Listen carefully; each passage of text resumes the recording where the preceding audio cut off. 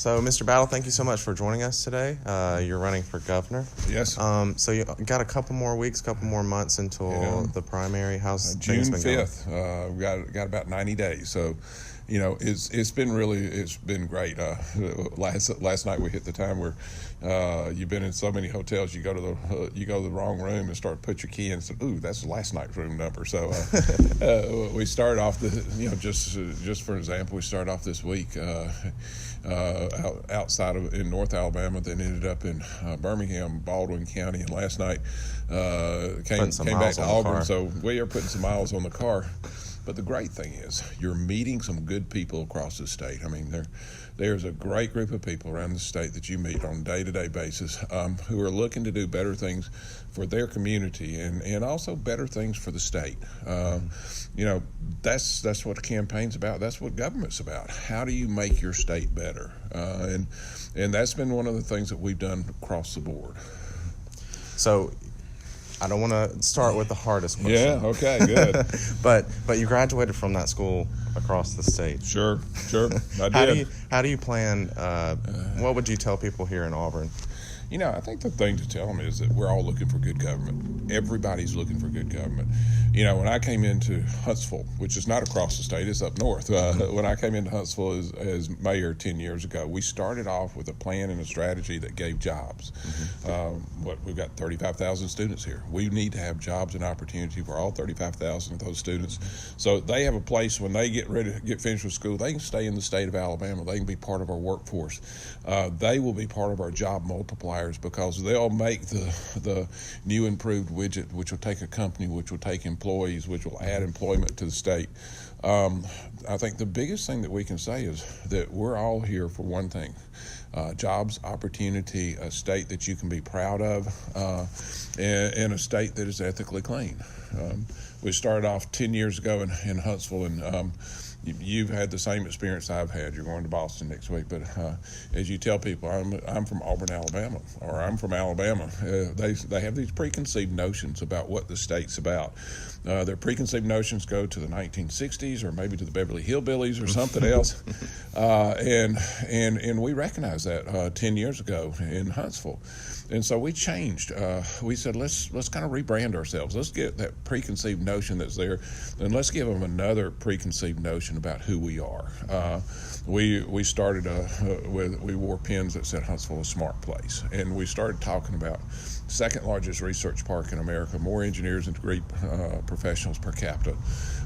We started talking about a city that had a different perception than what they originally had. And you know as well as I do, when you have somebody come from outside the state, they come here, they look around, they stay here 4 or 5 days, and as they leave, they said, wow, I had no idea. This is something different than what I expected. So when we did that with Huntsville, one of the things that we'd love to do is do that same thing with Alabama. Wear tags that says Alabama a smart place, and Auburn, Alabama a smart place. But let's look at what we can do to get rid of those preconceived notions so people start thinking about the smart things that go on. And you look across the state, we can really lay claim to it, just like we laid claim to it with the research parks and the engineers. The state does things that can lay claim to being a smart place. Mobile has the most highly technical destroyer in the world being made at the Austell facility right here. You're doing cyber defense and cyber work that is nobody else does in the world. Montgomery is the cyber defense headquarters for the Air Force. Dothan is International Beam is making laminated wood products, which is going to challenge the steel industry, and then Birmingham's making cures for cancer. Shoals has done music that's been heard all over the world. We're making the engines that will send man back into deep space and maybe to Mars and come back one day in Huntsville. So when you start wanting to talk about Alabama a smart place, Auburn, Alabama a smart place, Dothan, Alabama a smart place, you're talking about giving somebody something else to think about when they think about the state of Alabama. Get rid of those preconceived notions, and let's attract people to this state. As we attract companies to this state, we offer opportunity. As we attract, as we make our state attractive, we can attract the employees who are the job multipliers, who are necessary to have so that everybody has opportunity. And you guys have had a lot of success with that. You've had Rocket.com come. Oh, yeah, we've had some great success. Over the last 10 years, we've added 24,000 jobs, $3 billion worth of investment. Now, 24,000 jobs, you say, okay, what does that mean? That means that GE Aviation came in. Same GE Aviation that's located in Auburn, another division set up in Huntsville. Polaris, which is an all-terrain vehicle producer, invested $130 million in 2,000 employees in the Huntsville area. Aerojet Rocketdyne made their Southern Defense headquarters in Huntsville, and they're also doing a rocket shop. Blue Origin, Jeff Bezos' company, is going to make rocket engines in our area. And then finally, Toyota Mazda just landed up there, and Toyota Mazda was a 10-year project. It took 10 years to put that project together. We started 10 years ago with a site, and we optioned the site, and then we certified the site, and we did a lot of things to make sure that site was a site that industry that would be attractive to industry. And just recently, we had the right fish come along, we had the right bait out, and we were able to land it. And bringing in those 4,000 jobs is going to be generational, not just for North Alabama, but for the whole state. The pieces that are going to be brought in, the parts for those cars will come into Mobile, containerized. They'll be shipped by shipping companies out of the state of Alabama up to Huntsville. There'll be Tier 1, Tier 2 automotive plants, which will set up, throughout the state. I think we'll all benefit off of it. Mm-hmm. So let's switch to something a little bit different. Okay. You're running against several other Republicans right now. One of those is the sitting Governor Kay Ivey. Yes. She graduated from Auburn. She's very popular here. Sure. What do you think sets you apart from Governor Ivey? Two things. Number one, she's been there. She's been there, done that. She's been in government for 30 years, in state government. And I think if we look at our state government, it's not what we want it to be. It has not been that. She's been in positions of power as state treasurer. She's been the lieutenant governor, and then she comes in as governor. And we've listened to her, and she said, I had 3 hours to prepare for governor. Well, she had 30 years to prepare for governor. And the programs that they're rolling out are programs that we've been doing in our area for 10 years, and y'all have been doing it in your area for 10 years. When you start talking about pre-K, we've been doing it for 6 years. When you start talking about cyber or having coding in the schools, we've been doing that for 8 years. Y'all have been doing that for 8 years. When you start talking about having a connected state of Alabama, we put in fiber to the home about 8 years ago, and so we thank her for righting the state of ship, and she has righted that. But what's been done past that? What's the vision? Where does she take us in the future?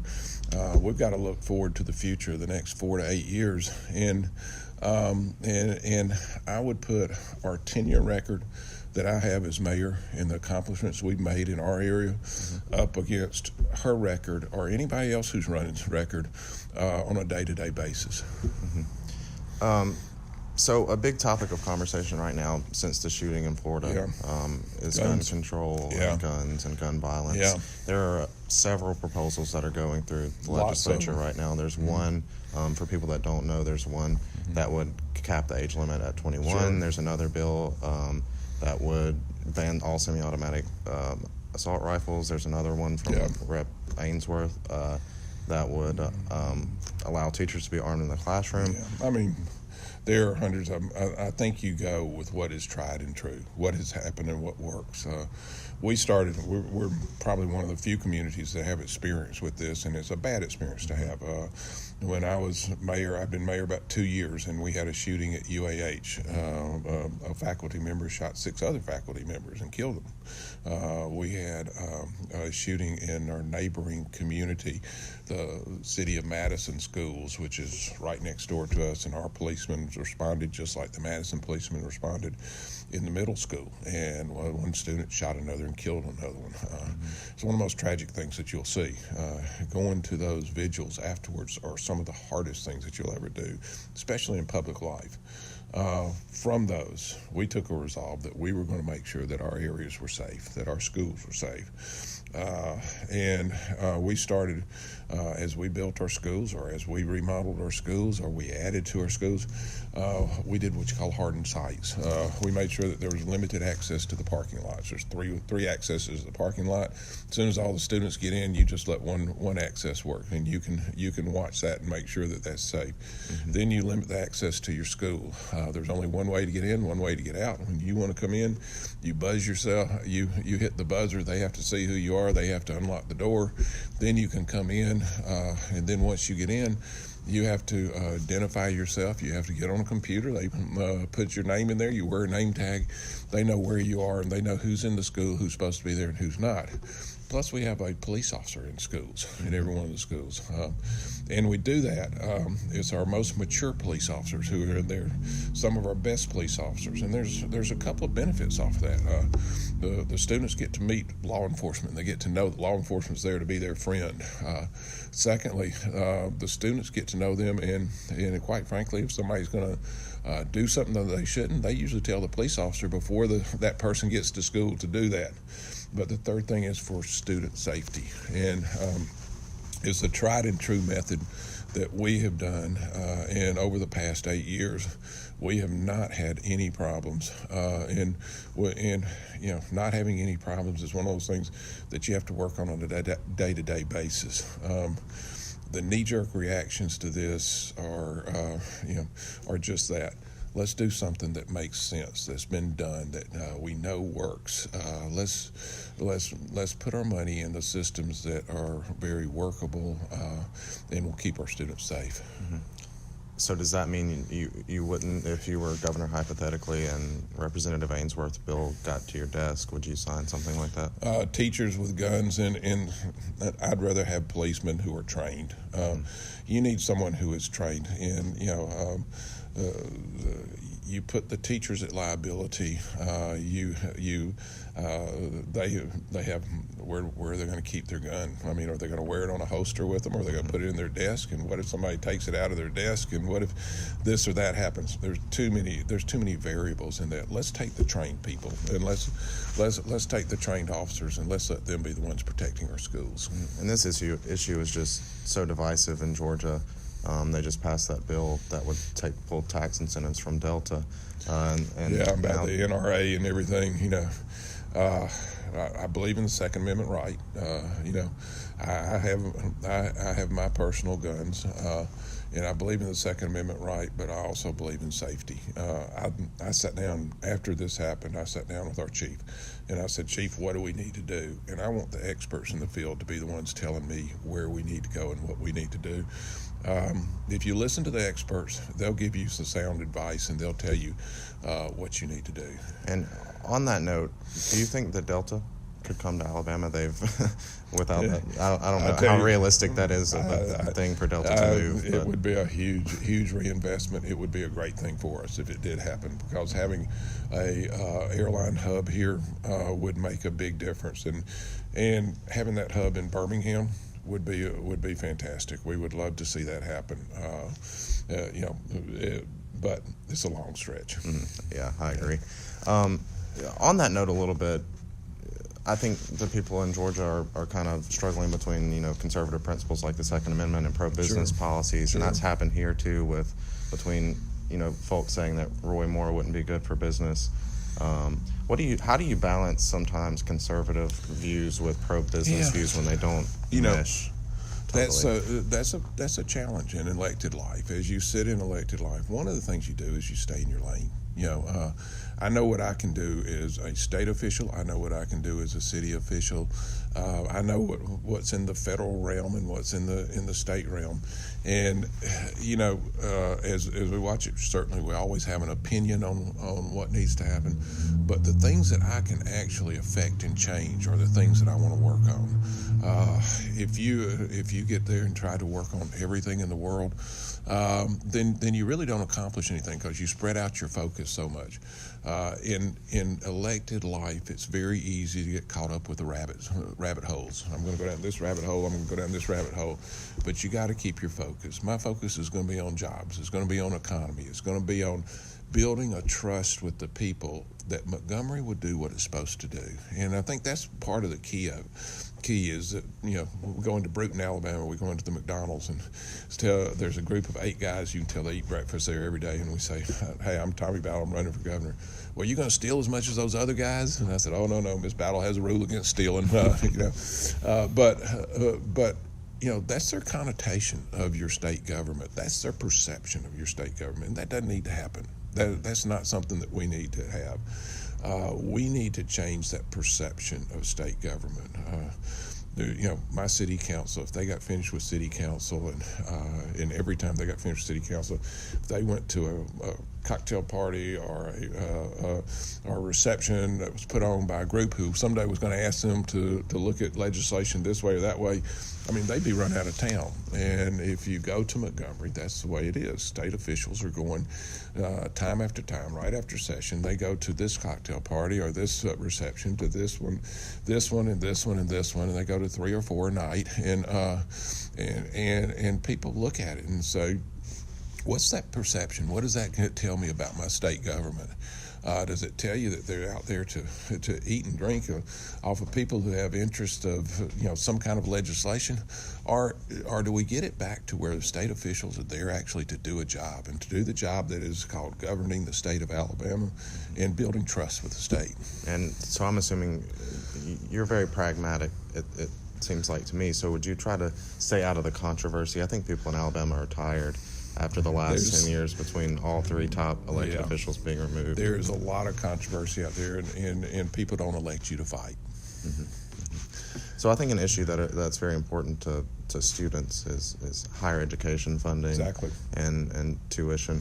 What kind of plan would you lay out to try to tackle college affordability, or do you even think that that's something that a governor can help with? No, that's something that definitely has to be done, because as a father who put a son through school, I understand the challenges that it makes. And we were fortunate that we were able to pay that off quickly, and he didn't have to come out with loans and everything. But when you see young people coming out of school with $60,000, $80,000 loans, and they're in a job field where they're going to make starting salary $30,000, that's going to put a strain on their lifestyle. That's going to put a strain on their ability to produce.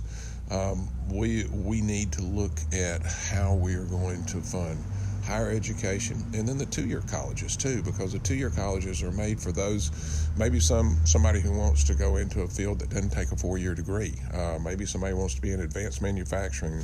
Everybody's not going to be the rocket scientist. Everybody's not going to be the engineer, but we've got to make sure that we can take those young people coming straight out of the K through 12 and put them into the 2-year colleges where they can get certifications, they can get degrees in advanced manufacturing, or they get certified in welding, machining, and they can come out and make really decent money, but it's got to be affordable. It's got to be affordable for them. So as we have looked at it, one of the big issues that keeps coming up is lottery. Ask about that. The lottery comes up, and the lottery is nothing more than a financial tool. It's a financial tool for to do something, and to me, it needs to be something that is a job multiplier.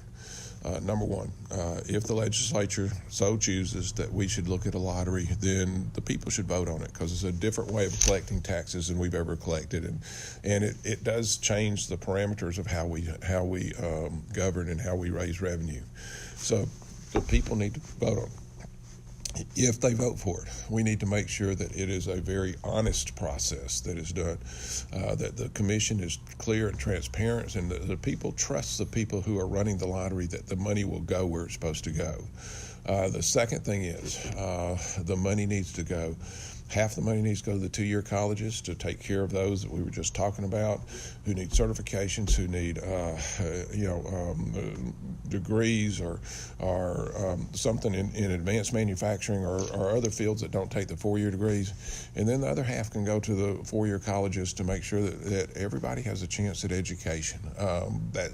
If we can do that and we can make a workforce, those people coming out of those schools will be the job multipliers. They'll be the ones who drive our economy and drive it for the future. And you're very close to Tennessee. That state has a lottery, and they've almost, I'm pretty sure they almost have universal community college. Yeah, they do, and and there are many people who drive from Huntsville every day and go get a lottery ticket and come back to Huntsville.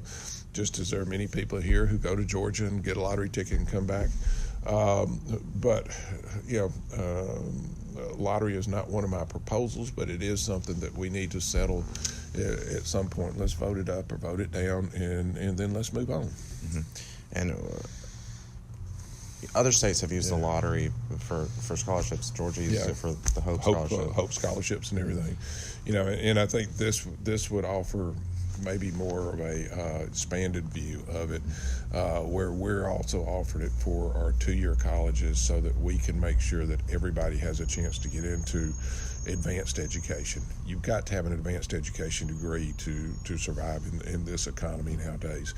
And if you can get into advanced degrees, then the final 2 years will work out. You'll be able to work out if you decide that you need a 4-year degree. Many people will decide that they need just what they can get out of the 2-year colleges and go on and be part of an active workforce. All right. Well, Mr. Battle, thank you so much for talking with us today. Listen, thank you. Yeah. Good luck. Good. Thank you. Good to see you.